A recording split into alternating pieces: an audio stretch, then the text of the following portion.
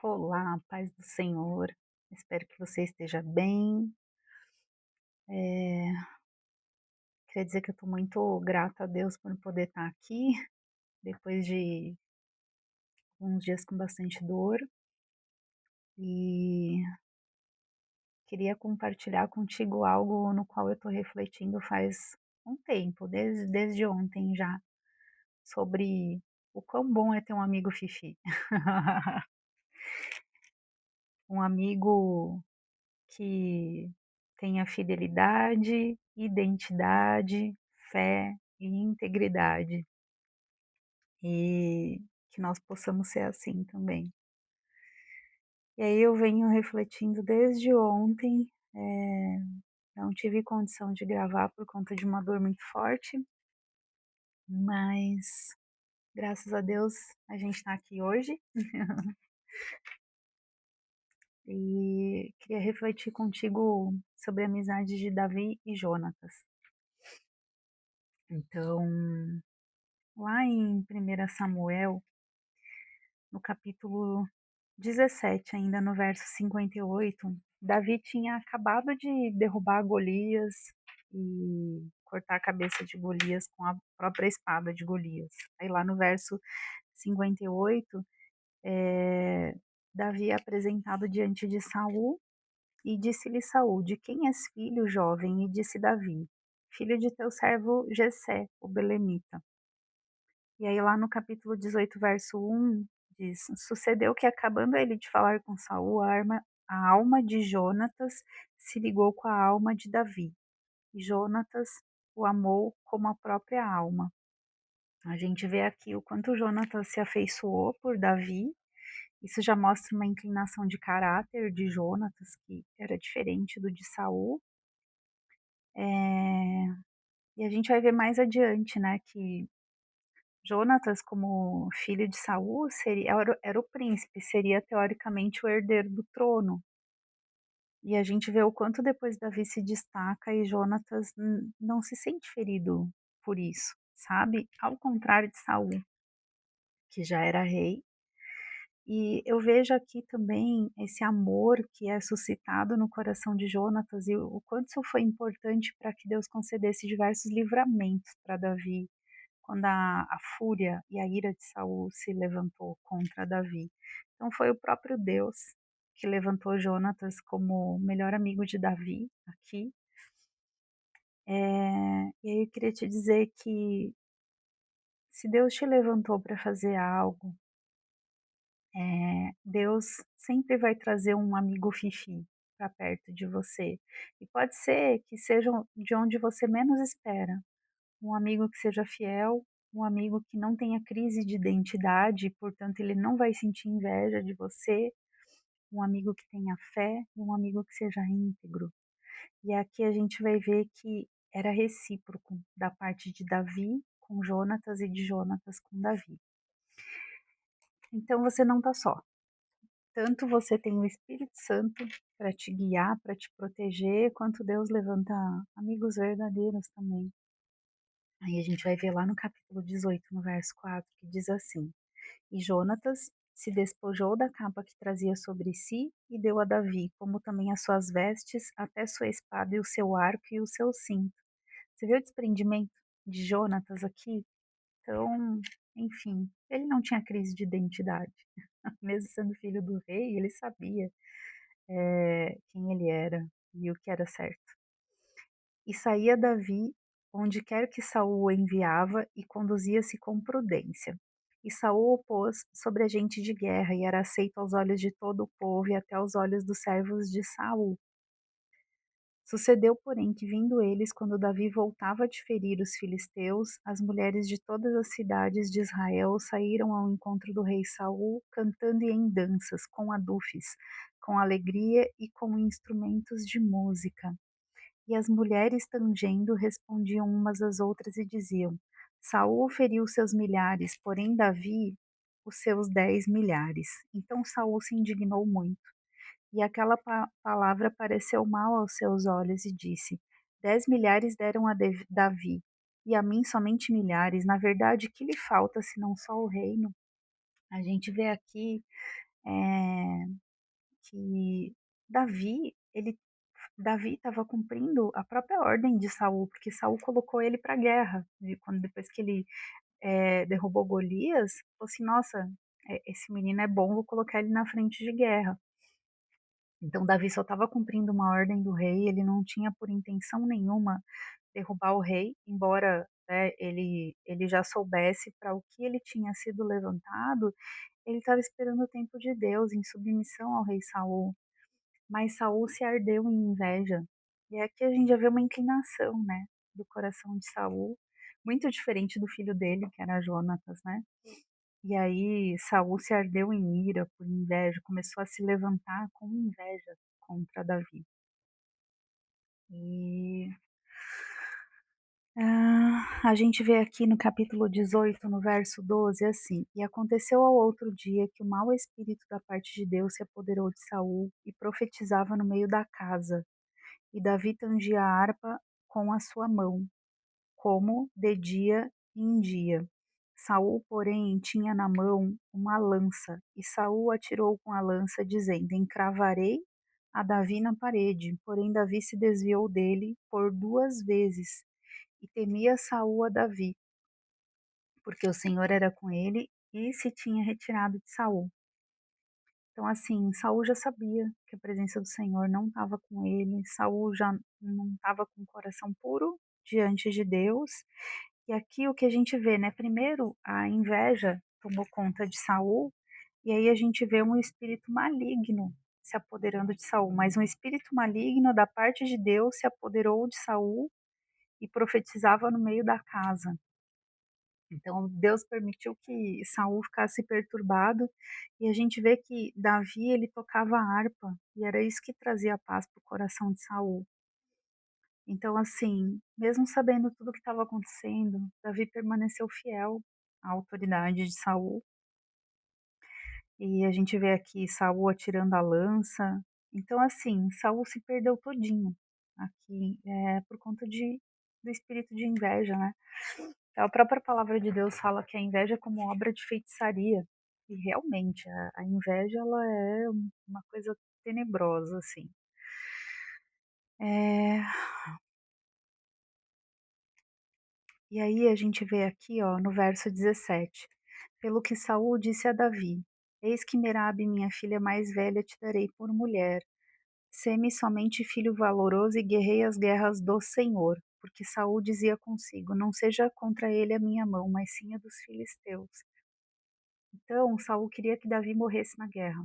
E aí ele falou assim: "Ah, se você for para a guerra, eu vou te dar minha filha em casamento, vou te dar Merabe". E aí, lá no verso 19, a gente vê assim: Sucedeu, porém, que ao tempo que Merabe, filha de Saul, devia ser dada a Davi, ela foi dada por mulher a Adriel, meolatita. Mas Mical, a outra filha de Saul, amava a Davi, o que sendo anunciado a Saul, pareceu isso bom aos seus olhos. Não porque Saul queria dar a filha dele, mas ele queria mais um motivo para mandar Davi para a guerra de novo, para ver se Davi morria na frente de batalha. E Saul disse: Eu lhe a darei para que lhe sirva de laço e para que a mão dos filisteus venha a ser contra ele. Pelo que Saul disse a Davi: Com a outra serás hoje meu genro. E aí a gente vê aqui, ó, no verso 25 do capítulo 18: Então disse Saul: Assim direis a Davi: O rei não tem necessidade de dote, senão de 100 prepúcios de filisteus, para se tomar vingança dos inimigos do rei, porquanto Saul tentava fazer cair a Davi pela mão dos filisteus. E assim, um ponto aqui a ser destacado era no meio dos filisteus que havia aqueles homens de elevada estatura. Então, eu não vou entrar muito nesse detalhe, mas vem aí de toda aquela questão dos, dos anjos se deitarem com as filhas dos homens, então houve toda uma alteração genética, né, eh, naquela época, daí que vem Golias, porque além de serem gigantes, eles tinham uma força sobrenatural, mas não é uma força que vem de força normal, é uma força maligna. Então, assim, por isso que Davi chamava de filisteus incircuncisos. Incircuncisos por quê? Porque não tinham parte com Deus, eles eram do mal mesmo. E eles tinham uma influência espiritual maligna, né, os filisteus. E aí foi para guerrear com esses caras que Saul mandou Davi, eles eram cruéis. Aí vamos lá no verso 26. E anunciaram aos seus servos as palavras a Davi. E esse negócio pareceu bem aos olhos de Davi. Davi não tinha crise de identidade, era corajoso.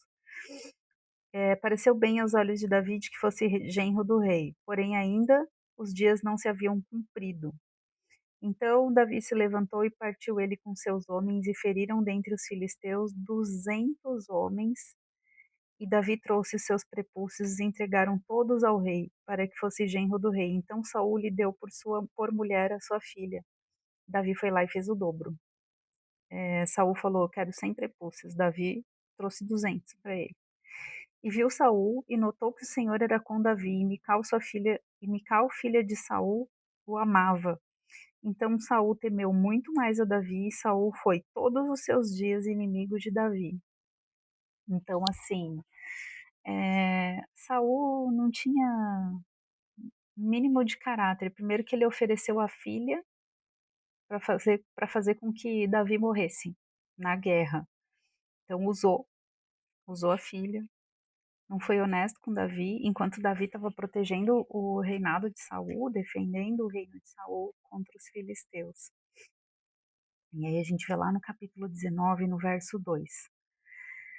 E Jonatas anunciou a Davi, dizendo: meu pai Saul procura matar-te, pelo que agora guarda-te pela manhã e fica-te num lugar oculto e esconde-te.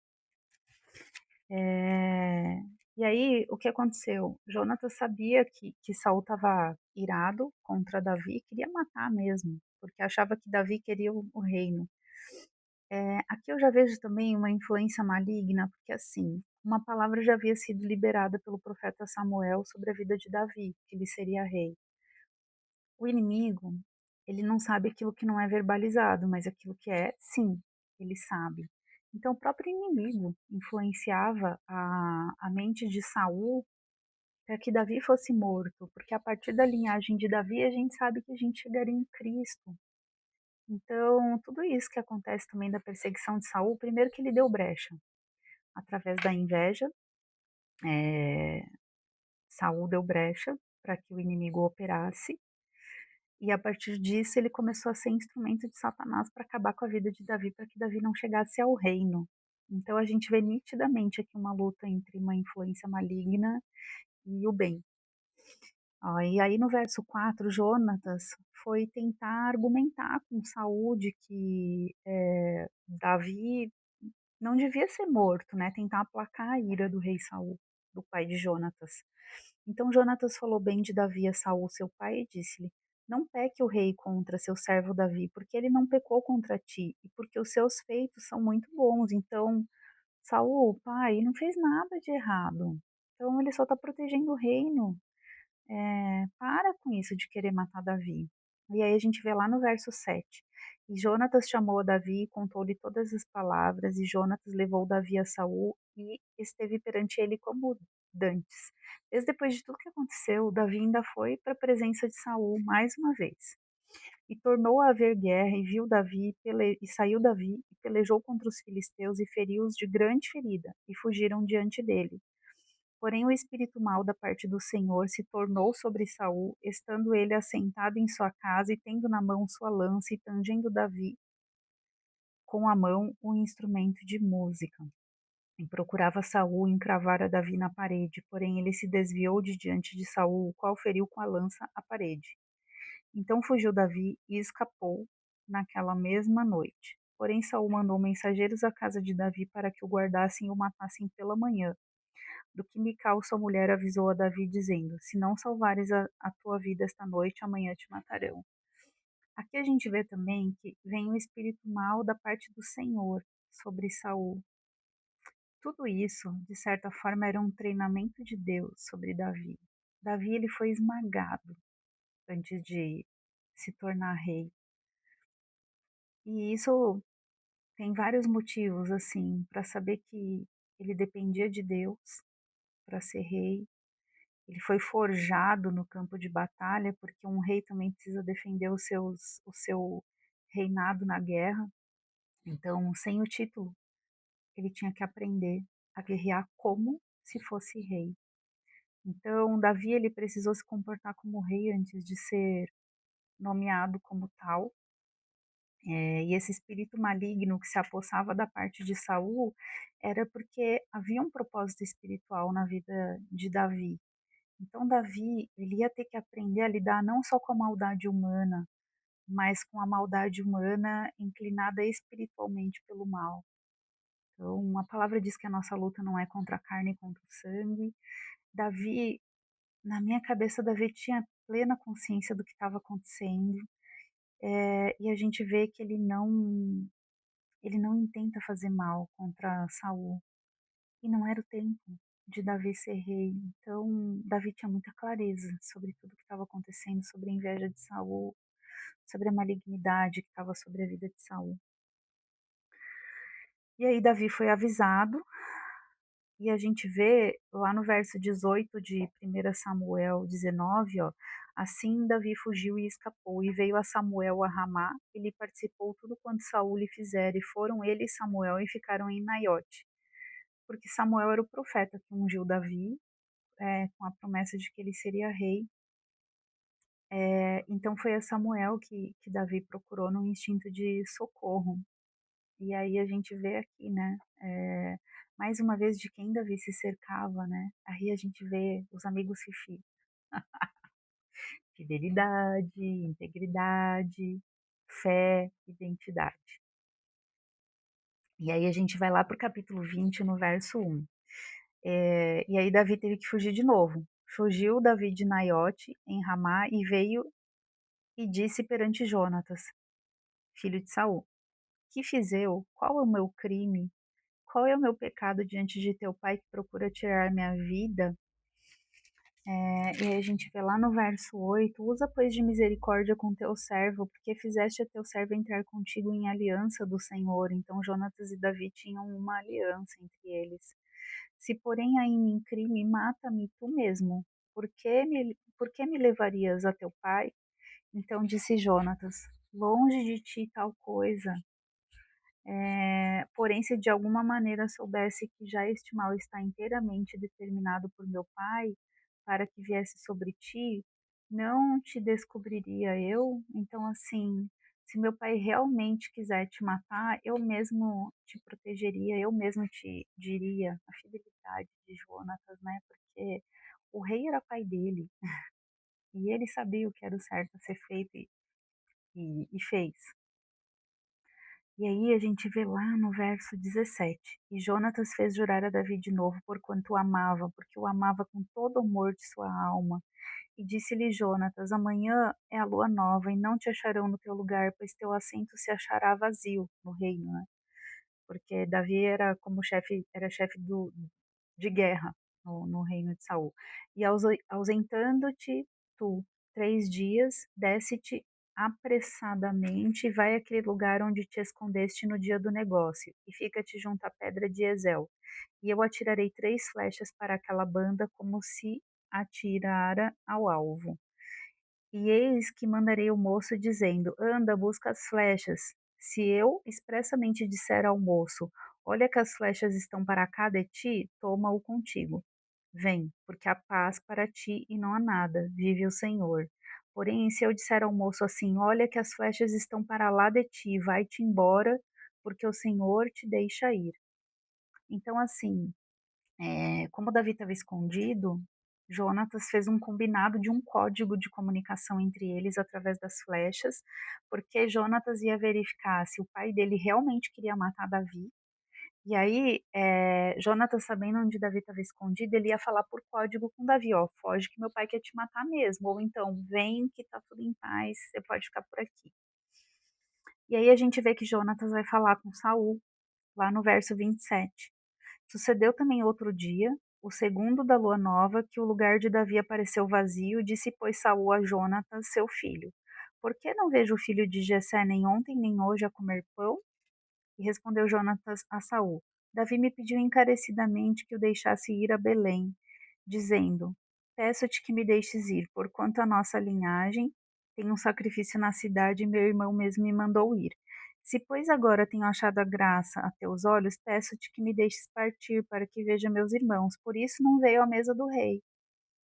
Então se acendeu a ira de Saul contra Jonatas e disse-lhe: Filho da perversa em rebeldia, porque não sei eu que tens elegido o filho de Jessé para a vergonha tua e para a vergonha da nudez de tua mãe? Porque todos os dias que o filho de Jessé viver sobre a terra, nem tu serás firme, nem o teu reino. Pelo que envia e traze-mo nesta hora, porque é digno de morte. Então respondeu Jonatas a Saul, seu pai, e lhe disse: Por que há de ele morrer? Que tem feito? Então Saul atirou-lhe com a lança para o ferir. Assim entendeu Jonatas que já seu pai tinha determinado matar Davi. Pelo que Jonatas, todo encolerizado, se levantou da mesa e no segundo dia da lua nova não comeu pão, porque se magoava por causa de Davi, pois seu pai o tinha maltratado. Então, assim, primeiro que Jonatas, o que Saul falou aqui para Jonatas é: enquanto Davi viver, você acha que você vai ser rei? Você está defendendo ele para vergonha tua? Chamou Jonatas de filho da mãe, né?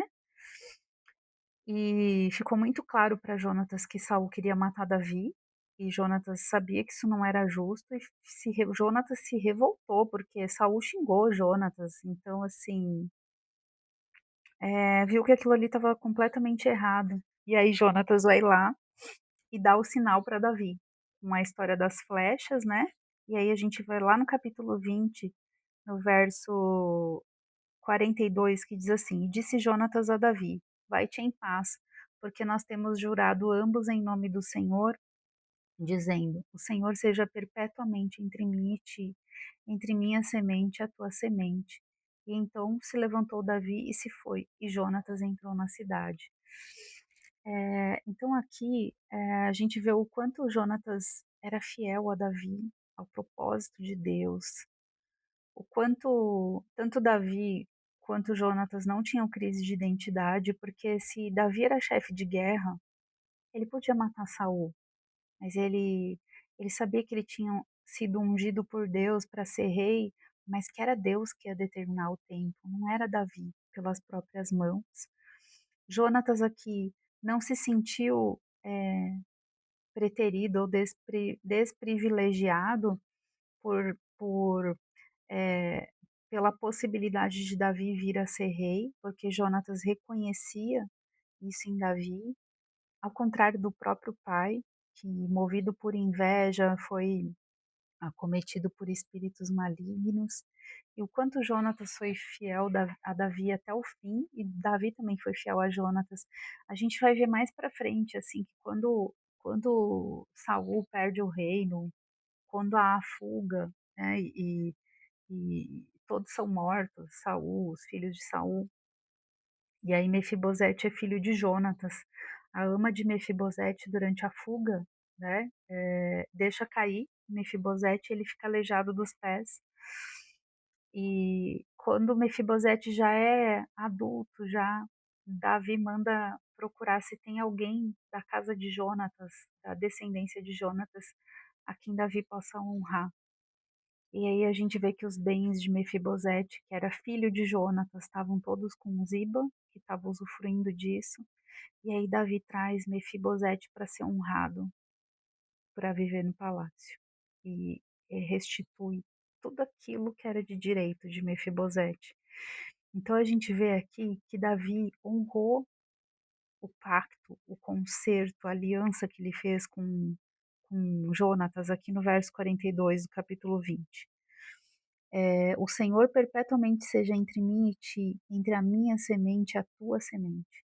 Eles fizeram uma aliança, porque Jonatas aqui, Davi tinha consciência de que Davi só estava vivo por conta da proteção de Jonatas e da fidelidade de Jonatas, e Davi foi fiel também à descendência dele. Então é sobre isso hoje, que a gente possa conhecer a nossa verdadeira identidade em Deus, para que a gente não venha usurpar daquilo que Deus tem como promessa na nossa vida, que a gente saiba esperar o tempo do Senhor na nossa vida, que a gente não venha ter crise de identidade, que a gente venha manter a nossa fé firme.